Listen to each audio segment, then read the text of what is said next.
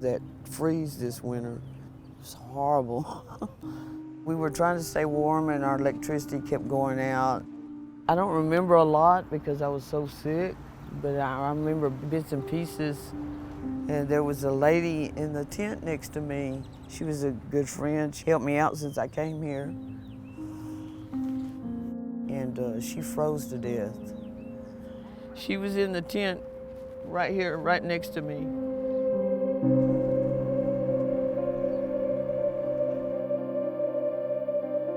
This ain't Burning Man, you know? This isn't Funsies camp.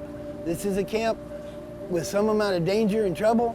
There's drugs, there's people who steal, there are some mentally ill people, and that's just setting the stage. Throw in a little hunger and a lot of 102-degree heat, it's difficult. There's no good time of year to live on 7 acres of asphalt in Texas. In the United States, in Austin, which is one of the richest cities in the United States, this is really happening.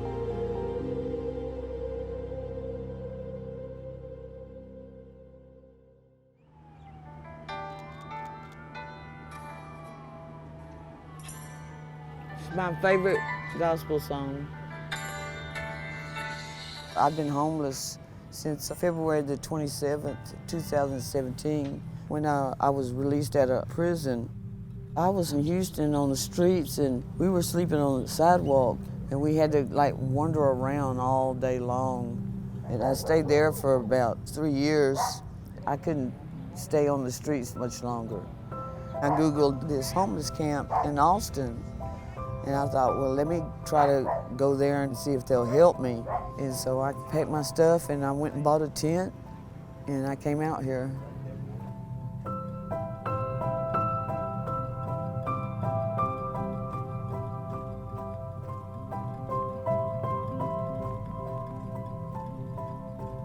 There was just a lack of access to electricity, water, the sanitation was poor. I moved out here as one of the first residents, and seeing what's happened up until today, it is pretty amazing. The other ones, they care and they're obviously dedicated to what they're doing, and so far so good. This is all a huge work in progress.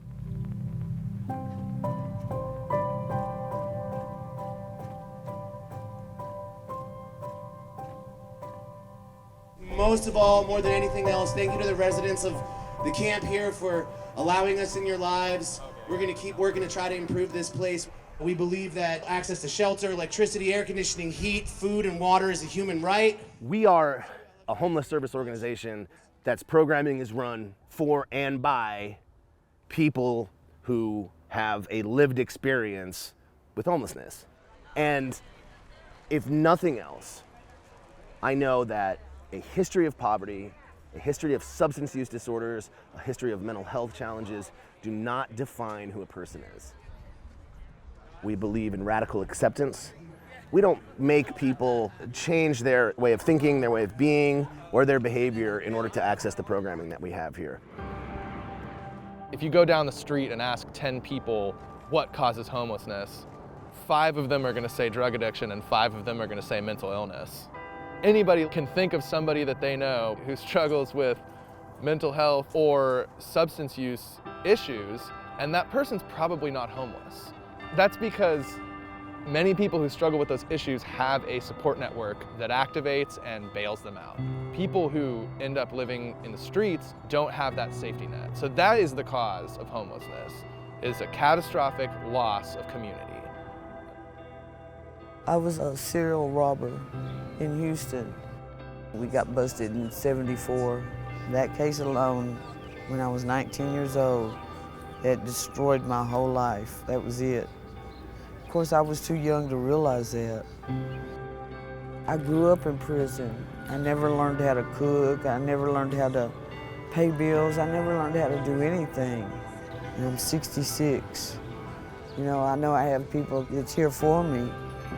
So it's not so scary now. It was before. Hi, ma'am. My name is Alexandra. I'm a caseworker with the Other Ones Foundation, and I'm here with my client. And basically we're just trying to figure out how to get a replacement health insurance card, but we haven't been able to figure out who to call or what number to push. Do they have Medicaid? Medicaid or Medicare? Yeah, I have Medicaid, Medicare. My caseworker's helping me get my ID. She's helped me get my food stamps. She's helping me get housing. I mean, she's helping me get everything.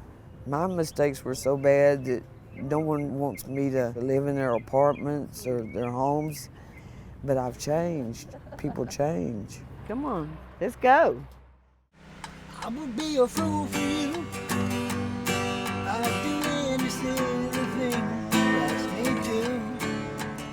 This is the relief valve, the pressure valve that takes the edge off of homelessness and really and truly allows people to get involved in the services and assistance that they may need. And we all need a little help once in a while. It is our job as a caring and rational people to lift them up out of that situation and show them the love and the community that they need in order to build something that is better than living in poverty.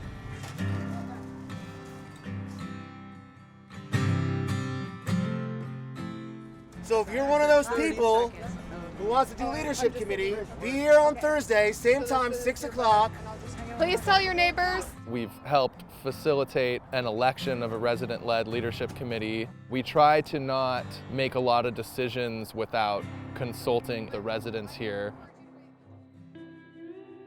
We've been homeless over like 12, 13 years, you know, and I've never seen anything like this. I have something that I can do and be a part of, but on the streets out there, I wasn't nobody, you know? A lot of folks staying out here have been having many facets of their life be dictated from outside of them, and at some point, people need autonomy. The freedom makes such a difference. You can be yourself here, but to feel like your voice counts and your vote counts. It's a very supportive place out here. On the street, it's completely perilous. Anything could happen pretty much at any time. Maybe just laying down now makes you a criminal. It is our intention to get people ultimately into permanent housing. We try not to turn anyone away, which I think is critically important, and we try to put everybody somewhere. And in that vein, upgrading from tents to shelters makes a lot of sense. It does, I agree. Phase 2 is to put in 200 tiny homes and get people out of their tents, out of the elements. The units that you all will have will be really well insulated, will protect from any weather event, you know, like this is something that you can really feel safe in. So I think that having a private lockable unit to call your own will take care of a lot of those concerns of refuge. I think that this is going to prove to be a model of a safe and dignified place where people can get out of the streets and work through the system to find housing.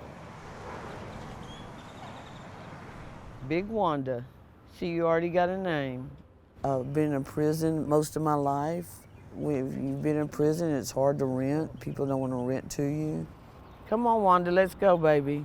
We're in the process of doing the application for my housing. It's a beautiful place that I'm going to. It's beautiful. After the application is turned in, then how long do I have to wait? Usually with Community First Village, there's like a several month wait, up to several years. But TOOF has been really good about making a relationship with them. So now we kind of have like a direct pipeline for Right. lack of a better word. It's So full. yeah, it could be like a month or a month and a half. Maggie, I'm moving today, hon. I'm gonna get your phone number before I go, okay? Okay, I don't have a phone. Okay, well, I'm gonna I leave have you to my get phone. one. I'm gonna leave you my phone number before I Okay, go, fine. okay? Okay, I I'm love glad you. you got a place, so. I don't even believe it. That after all this time, that I'm finally getting a place to live. I'm so tired. How are you feeling? I feel good. Yeah? This has saved me. So I owe a lot to this foundation. You ready? Yes, I am ready. If it wasn't for them, I would still be in Houston on the streets. don't even know how to use a key anymore. Welcome home. Wanda? April? Oh, it's beautiful. You okay? Of course. Poverty did not happen by mistake. This is a system that was designed, and we have decided for some reason that everybody who you see living under a bridge and in a tent put themselves there by their own choices. And that's something that we have to get beyond. Welcome home, honey. So what these shovels here represent today is transformation. This is not a beautiful place. This is not a hospitable place. This is not a place that most people would choose to live if other options were available. But it's what we've got, and we have long called ourselves community builders here at the Other Ones Foundation, and it is now time to build this community. 1,